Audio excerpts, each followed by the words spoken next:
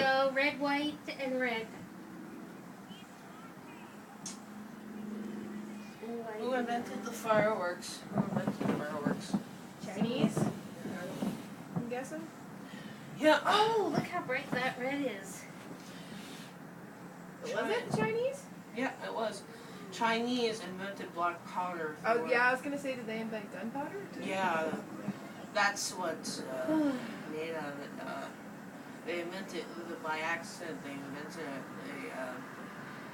It's a mix of sulfur, charcoal, something else. Oh, look how red it is. Woohoo! I don't remember. That's got to be a finale. I know nitrates and things like that are flammable.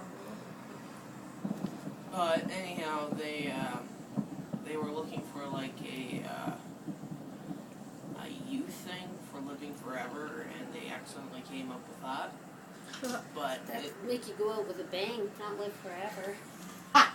yeah, and that basically revolutionized the weapons and stuff like